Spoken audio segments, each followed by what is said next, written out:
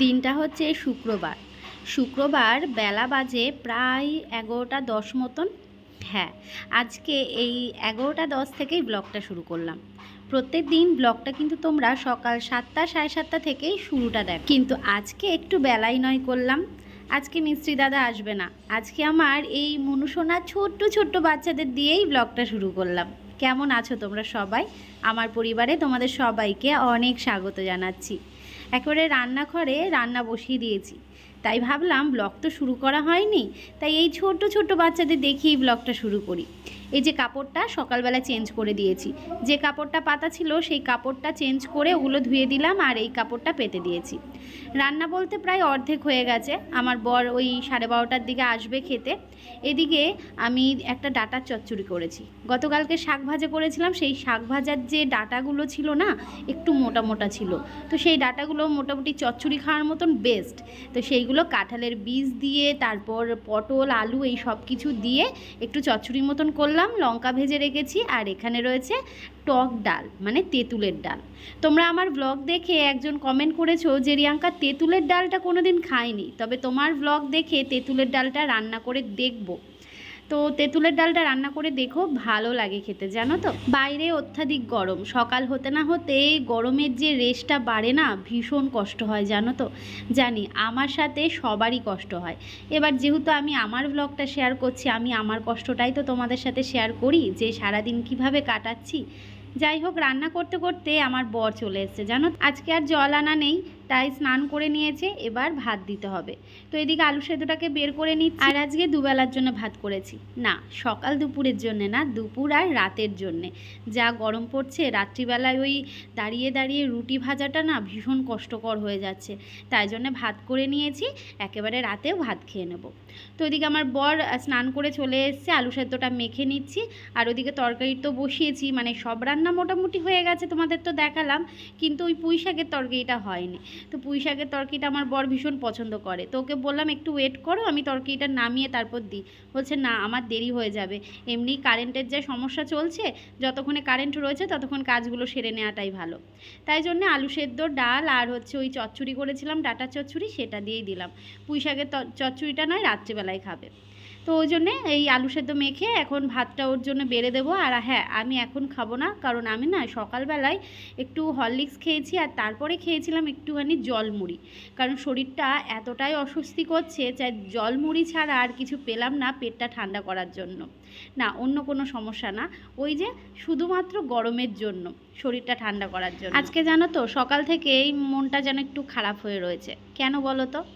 আসলে সামনেই তো ষষ্ঠী, আর তো মাত্র হাতে গোনা কটার দিন, কিন্তু এবার ষষ্ঠীতে আমার হয়তো যাওয়া হবে না। আমার কেন, মানে আমাদের যাওয়া হবে না। প্রতিটা বছর ষষ্ঠীতে আমরা বাপের বাড়িতে যাই, কিন্তু এই বছরটাই আমাকে বাদ দিতে হচ্ছে। তার কারণ হচ্ছে আমার বাড়িতে মনুসোনার ছোট ছোট বাচ্চাগুলো রয়েছে।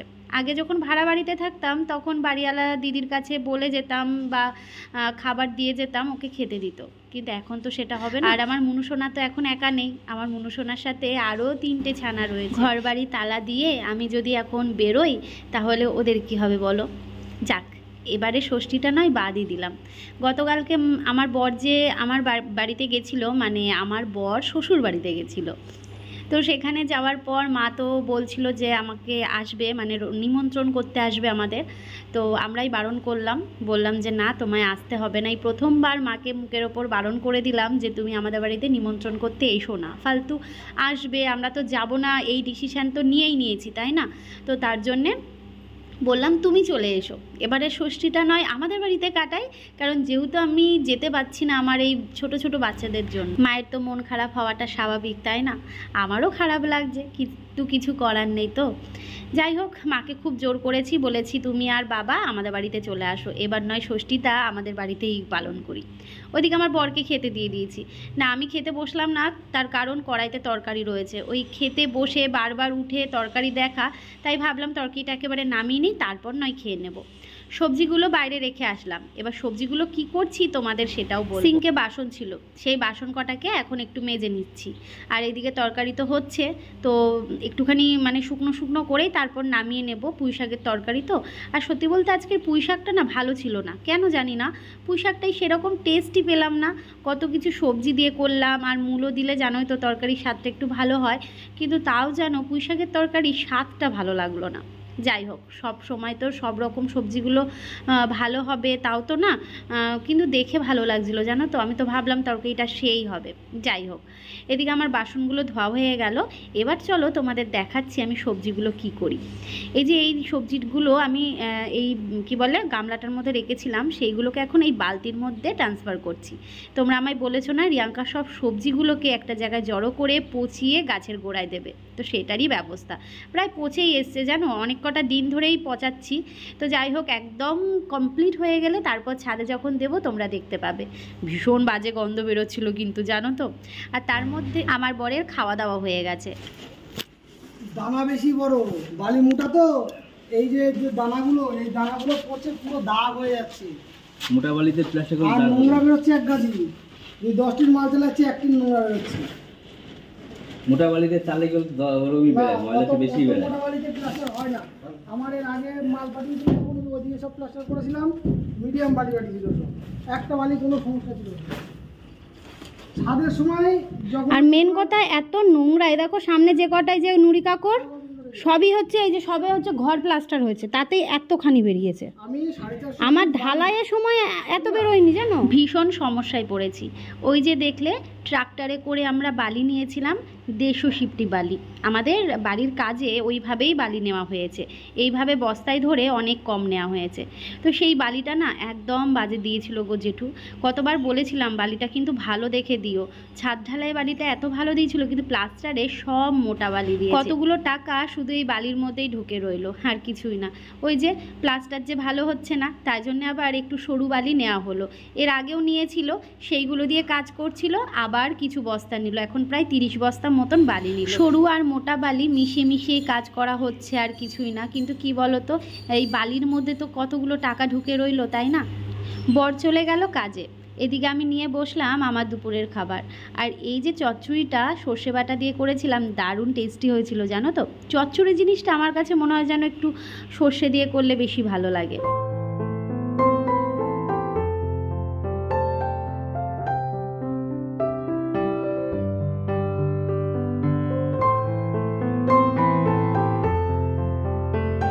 এখন তো কাঁচা আম পাওয়া যাচ্ছে না, ভীষণ দাম। গতকালকে বাজার থেকে আমার বর যে আমগুলো এনেছিল, সেই আমগুলো আজকে কেটে একদম হলুদ মাখিয়ে নিয়েছি। কি হবে তো বুঝতেই পারছো তোমরা আমার এই আম কাটা দেখে। অবশ্য কদিন আগেও তোমাদের বলেছিলাম যে আচার করব বলে আমার বরকে বারবার বলছি আম এনে দেওয়ার জন্য। তো খাওয়া দাওয়া করে এখন আপাতত তো কোনো কাজ নেই, তাই ভাবলাম আমগুলো কেটে একটু ছাদে দিয়ে আসি। তোমরা অনেকে এর আগের বার আচার করাতে বলেছিলে রিয়াঙ্কা আম কেটে আচার করে নেবে, রোদে দিতে লাগে না। তবে কি বলো তো, আমার যেন মনে হয় একটু রোদ না লাগালে ভালো লাগে। তাই আজকে খুব বেশি রোদ লাগাইনি, মানে সারা দিনের রোদটা লাগাইনি আমে। ওই দুপুরবেলায় কেটে দিলাম, ওই 1 থেকে 1.5 ঘন্টা 2 ঘন্টা মতন রোদ লাগাবো, বুঝলে। তারপর ঠিক সন্ধ্যেবেলার দিকে আচার করে নেব। তাই এখন ছাদে নিয়ে এসে এইভাবে ব্যাগের মধ্যে রোদে দিয়ে নিচ্ছি। আর ব্যাগটা কিন্তু পরিষ্কার, কারণ গতকালকে আমার বর সবজি বাজার করে আনার পর ব্যাগটা আমি ধুয়ে দিয়েছিলাম। সবসময় যেটা করি, ব্যাগগুলো আমি ধুয়ে দিই। কিন্তু ওই যে চাল আনার যে বস্তাগুলো থাকে না, আগের বার যেই বস্তাগুলো দিয়েছিলাম, সেই বস্তাগুলো সব কাজে লাগিয়ে দিয়েছে এই আমাদের বাড়িতে মিস্ত্রি কাজ করার পর থেকে। ওই বালি সিমেন্ট এই সব কিছু লেগেছে, এই জন্য ওইগুলো আর ধুলাম না। এটা ধোয়া ব্যাগ ছিল তো, তাই জন্য এর মধ্যেই দিয়ে দিলাম। আর কিছুটা আম দিলাম হচ্ছে এই গামলার মধ্যে, একদম একটু শুকিয়ে যাবে, মানে হালকা শুকোবে। তারপর ঠিক বিকেলবেলায় রোদটা চলে যাওয়ার পরে আমি নিচে নামিয়ে নিয়ে সন্ধ্যেবেলায় করে নেবো আচার। তারপর ছাদে গিয়ে মনে পড়লো, আরে আগের যে আচারটা রয়েছে সেটা তো রোদে দেওয়া হয়নি, তাই জন্য একটু রোদে দিয়ে নিলাম। এত গরমে আমার মনসোনার অবস্থা দেখো, ভীষণ কষ্ট পাচ্ছে। টাইলসের মধ্যে খাটের তলায় শুয়ে রয়েছে, খাটের তলাটা একটু ঠান্ডা পায়। তো ওইদিকে তো শুয়ে রয়েছে, আমাকেও একটু রেস্ট নিতে হবে, কারণ এখন আপাতত কোনো কাজ নেই। তো এদিকে পর্দা দেওয়া রয়েছে বলে ঘরটা পুরো একটু লাল লাল গোলাপি গোলাপি এরকম লাগছে। আর আমার জায়গা হচ্ছে এই নিচটাতে, ওদিকে জানলা দিয়ে দরজা দিয়ে হাওয়া আসবে, তার মধ্যে যে কতবার কারেন্ট যাবে সে আর বলার কথা না। চলো, ওপরে ফ্যান চালিয়ে দিয়েছি, আর ওপর থেকে তো একটু হলেও তাপ নামে, তাই না? তো চলো এখন একটু রেস্ট নেব, আর বিকেলবেলায় দেখা হচ্ছে। আর বিকেলবেলায় দেখি একটু ছাদে যা।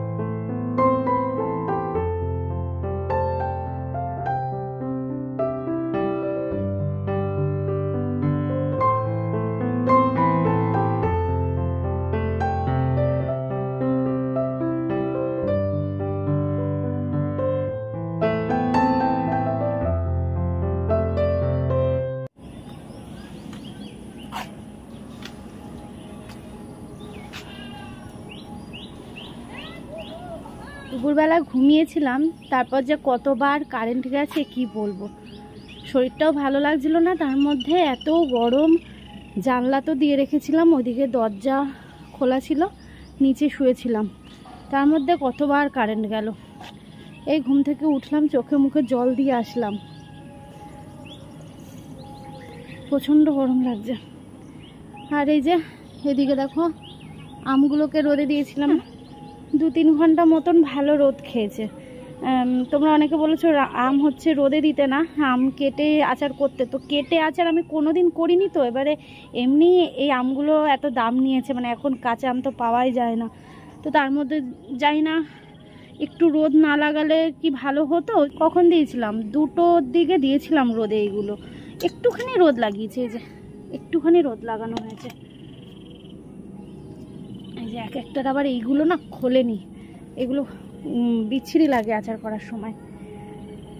গাছগুলোতে জল দেবো, তবে এখন না, রাত্রিবেলা ওই 7টা-8টার দিকে জল দেবো। কারণ এই রোদের মধ্যে এখন, মানে ধরো রোদ চলে গেছে, কিন্তু ধরো গাছের গোড়া তো গরম হয়ে রয়েছে না, তো ওই জন্যে এখন দেবো না। তবে গাছের গোড়াগুলো একটুখানি ওই নিড়ুনি দিয়ে না,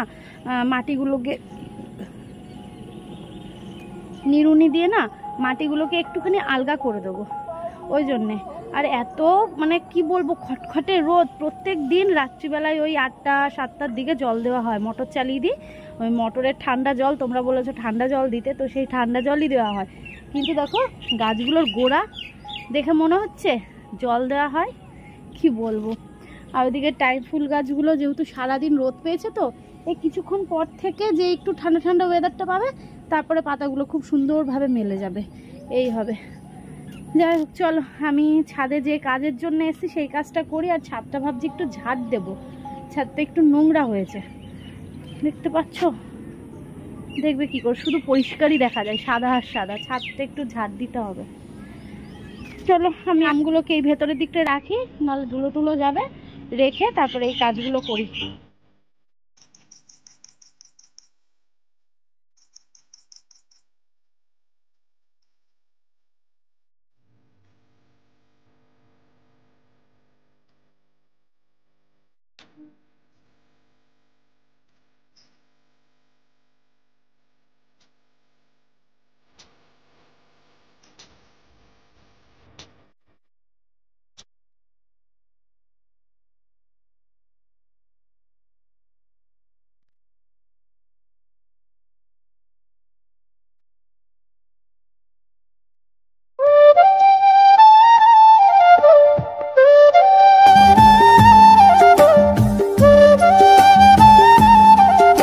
গাছের গোড়াগুলো খুঁড়ে দেওয়ার পর দেখতেই পাচ্ছ মাটিগুলো কি সুন্দর আলগা হয়ে রয়েছে, আর তার সাথে ছোট ছোট ঘাস হয়েছে। তো ভাবলাম সেই ঘাসগুলোই ফেলে দিই তুলে, কারণ এইগুলো তো অ্যাকচুয়ালি আগাছা, তাই না? গাছের গোড়ায় এইগুলো রাখা ঠিক না, তো ওই জন্যে গাছের গোড়া থেকে এইগুলো নিয়ে নিচে ফেলে দিলাম। এখন দেখতে পাচ্ছ, এবার আমি ঝাড় দিয়ে নিচ্ছি। আর দেখে বুঝতে পারছো তো কত নোংরা। তখন ভিডিও করছিলাম, তখন অতটা দেখা যাচ্ছিল না, কিন্তু এখন ভালো বোঝা যাচ্ছে।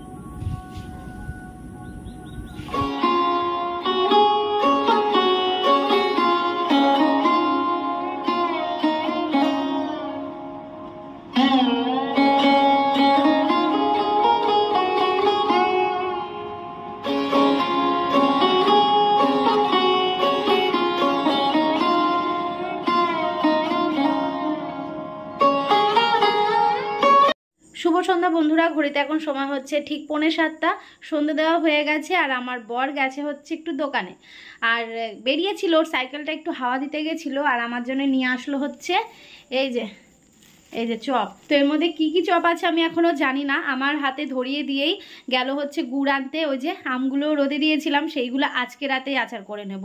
ওই কয়েক ঘন্টা মতনই রোদ দিয়েছি, তো ও ভুলে গেছে। আমি ওকে বলেছিলাম, মানে ও গেছিলো হচ্ছে সাইকেলে হাওয়া দিতে, তো আমি বলেছিলাম আসার সময় গুড়টা নিয়ে এসো, তো ভুলে গেছে। তো ওই জন্য এটা আমার হাতে ধরিয়ে দিয়েই বললো যে দাঁড়াও আমি এক্ষুনি নিয়ে আসছি। তো গেল হচ্ছে গুড় আনতে। আর বিকেলবেলা ছাদ থেকে এসে পুরো ফ্রেশ হয়ে নিয়েছি, আর চুলটা উপরে তুলে নিয়েছি, কারণ এত গরম না আর পারা যাচ্ছে না। এই যে আমার মহারানী আসলেন, এই যে পাড়া বেরিয়ে আসলেন, দেখছো? এই যে, আর এই যে এই ফ্যানটা ভেবো না এটা হচ্ছে আমাদের ফ্যান। আমার ঘরে যদি নতুন কিছু আসে না, একটা সামান্য গামছা পর্যন্ত কিনি বা ঘরের কোনো টুকটাক যদি কিছু কিনি, তোমাদের সাথে শেয়ার করি।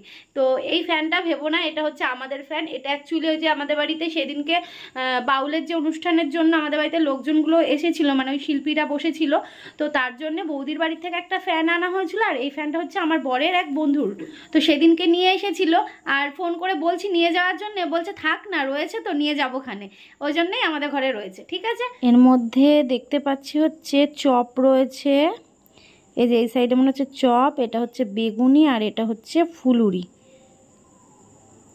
বুঝলে? এই তো চলো আমার বর আসুক আগে, গুড়টা এনে তারপর একসাথে খাবো।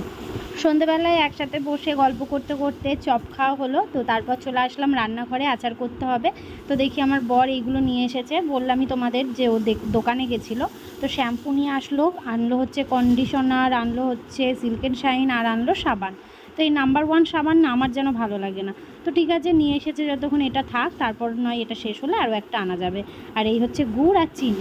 আচার খেতে তো ভালো লাগে, কিন্তু এর পেছনে এই গরমের মধ্যে যে খাটনি, বাপরে বাপ। তো ওইদিকে আচারটা হচ্ছে, আর এখানে মশলা করে নিয়েছি, মানে মশলাটা শুকনো খোলায় ভেজে নিয়ে তারপর গুঁড়ো করে নিয়েছি। তো চলো এটা একটুখানি মানে নরম হোক, আর গুড়টা একটুখানি শুকিয়ে শুকিয়ে আসুক, তারপর মশলাটা দেবো। আর এই হচ্ছে আমার রান্না করতে করতে অবস্থা। রাতের রান্না অবশ্য নেই, দুপুরবেলা করে রেখেছি, সেটাই আমাদের দুপুর মানে রাতের হয়ে যাবে, শুধু এই আচার করা। কিন্তু ওই আচার তো আর 2 মিনিট 3 মিনিটে হয় না, একটু সময় লাগে করতে গিয়ে। আমার মানে সন্ধেবেলায় যে আমি একটু গা ধুয়েছিলাম, মানে সন্ধে বলতে বিকেলবেলায় ওই ছাদ থেকে নামার পরে, কিন্তু কে বলবে মানে এখন যেই কাজ সেই অবস্থা, এত ঘেমে নিয়ে স্নান হয়ে যাচ্ছি। চুলটা উপরে তুলে বেঁধে রেখেছি যাতে গরমটা একটু কম লাগে, কিন্তু তাও যেন ছোট ছোট চুলগুলো ঘাড়ের পাশে মুখের সামনে এসে পড়ে, বিরক্ত লাগছে। আর এই হচ্ছে আচারের ফাইনাল লুক। তবে জানো তো, আচার যত পুরনো হয় তত টেস্ট হয়, তোমাদের এর আগেও বলেছি। তো এই আচারটা এখন খেলে ভালো লাগবে না, আর আচার গরম তো খায় না, মানে 2-1 দিনের মধ্যে খেলেও সেই টেস্টটা পাওয়া যাবে না। যত দিন যাবে রোদ লাগবে তত টেস্ট যেন বাড়বে। তো কেমন লাগছে জানিও। আচারটা করে রাতের খাবারটাও সারলাম, একটু ফ্রেশ হলাম, তারপর চলে আসলাম ঠিক 9:30টার দিকে ছাদে। আর ছাদে এসে ছাদে গাছগুলোতে জল দেবো, আর দেখো কত সুন্দর হাওয়া দিচ্ছে। বিকেলবেলা তো ছাদটা পরিষ্কার করে গেছিলাম, কিন্তু সেই সময় তো গাছে জল দেওয়া ঠিক না, আর দিও নি। আমি এই রাত্রিবেলায় বা খুব ভোরবেলার দিকেই গাছে জল দিই। তো এদিকে আমার বরই গাছে জল দিচ্ছে, আমি ফ্ল্যাশ ধরে তোমাদের একটু দেখিয়ে দিলাম। আর আমি বললাম যে একটু গাছগুলোকে না স্নান করিয়ে দাও, যা গরমে আমরা কষ্ট পাচ্ছি, তো গাছগুলোকে একটু স্নান করিয়ে দিলে বেশ ভালো হবে। আর একদম ঠান্ডা জল, জানো তো, মানে একদম মোটর চালিয়ে জলটা দেওয়া হচ্ছে। যাই হোক, চলো বন্ধুরা, ব্লগটা ভালো লাগলে কিন্তু অবশ্যই লাইক, কমেন্ট আর শেয়ার করো। দেখা হচ্ছে নতুন দিন, নতুন সকাল, নতুন একটা ব্লগের সাথে। আর আমাদের পাশে কিন্তু থাকতেই হবে, তোমাদের ভালোবাসাতেই আজকে এত দূর এসেছি, বাকি পথটাও তোমাদের হাত ধরেই এগিয়ে যেতে চাই। আজকের মতন টাটা, ভালো থেকো।